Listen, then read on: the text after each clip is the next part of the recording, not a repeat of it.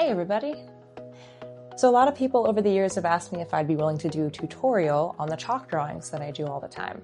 So I decided to put something together for you guys. Here are the topics that I plan to cover in today's video.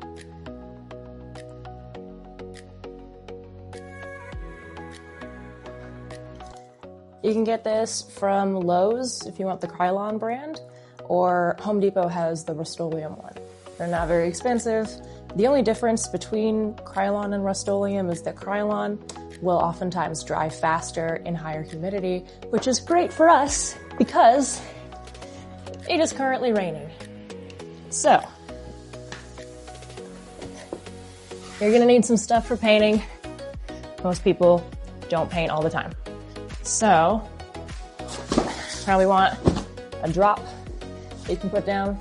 If you're doing it from scratch and your wall is already not chalkboard paint, then I recommend full-size roller, 9-inch with roller sleeve, and nap is the fluffiness of the roller. This one's 1/2 inch because I am a lazy bones Jones who wants to try and cover it in one coat if I ever can, because 2 coats means you have to wait for the first one to dry. But whatever works for you, 3/8 nap, which is a little smoother. For me, since I'm just doing a light coat over the top of something that's already painted this color, I'm going with a weenie roller. 1/4 inch nap, just something that'll put another light coat over top.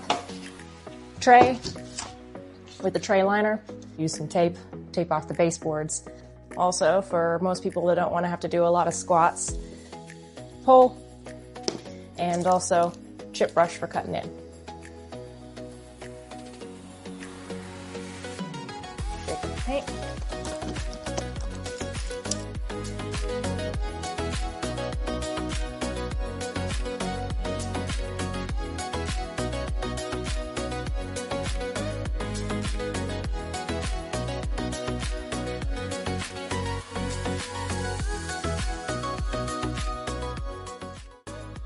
All right.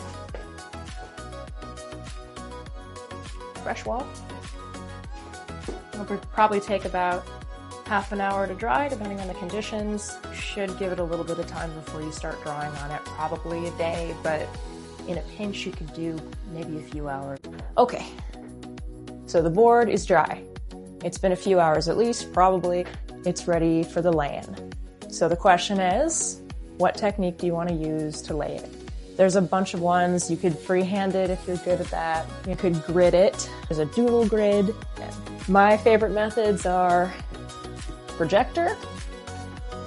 Within the last few years, I have been switching over to this little guy, which is the Oculus Quest 3. There's an app called Contour that allows you to superimpose your image onto whatever you want. Okay, so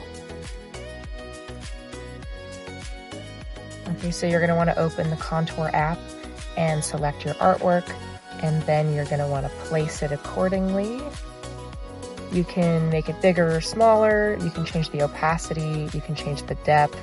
There's just a lot of ways that you can make it exactly what you want for the surface, and then all you have to do is draw.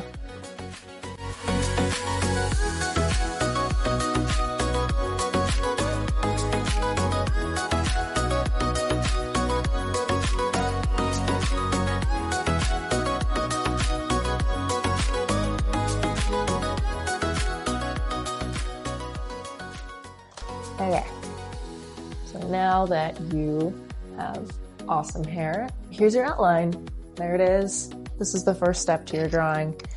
And in the coming parts, we'll learn how to fill it in. Okay, so you have your outline. Now let's talk materials.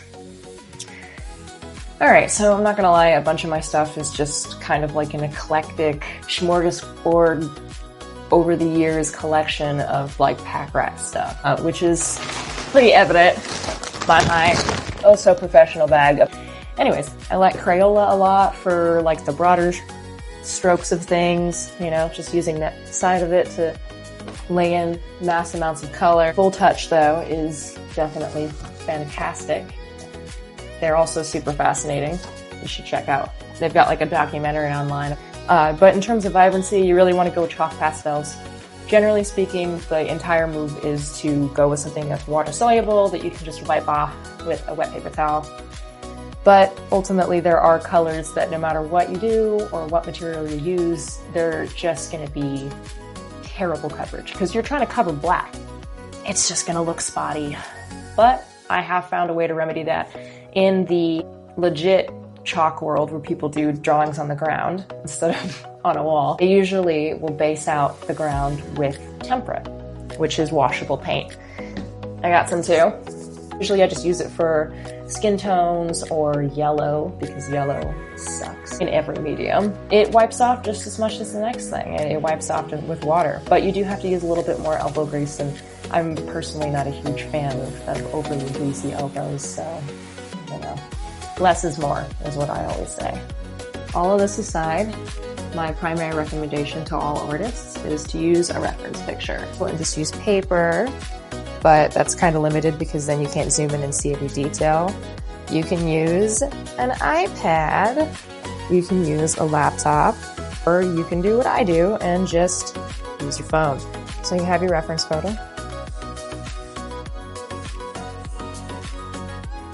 So that's typically how it starts out. Now that being said, I do kind of like to do the tempera first because it gives it time to dry before I get to it. Some of these tempera spots.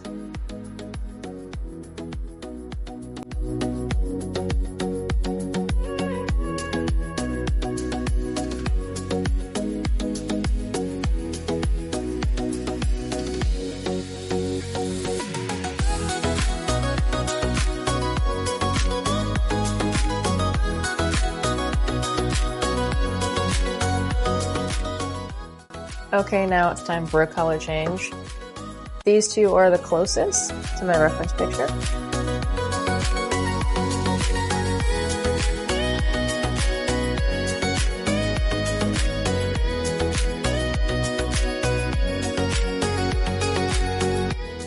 Alright, we're switching colors again. We're not leaving the tempera like this. Actually going back through with white over all of the tempera spots and a little bit of the blue to give it a little bit of push and pull.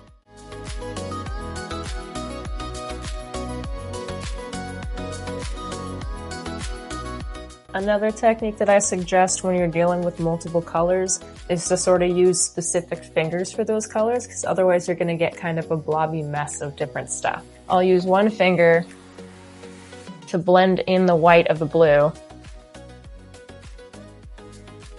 and then a different finger to blend the white part.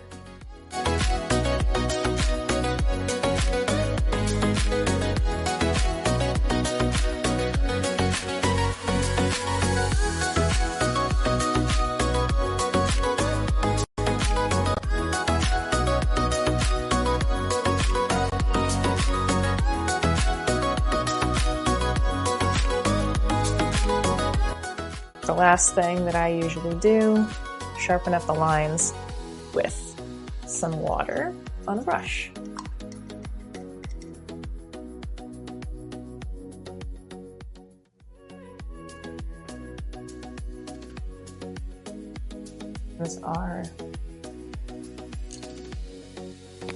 And there you have it. If you guys have any comments or questions, or if you want me to do more tutorials like this in the future for other mediums, or if you just have some suggestions for future chalk drawings, what you'd like me to do, I'd love to hear from you. Please leave a comment below, and thank you so much for watching.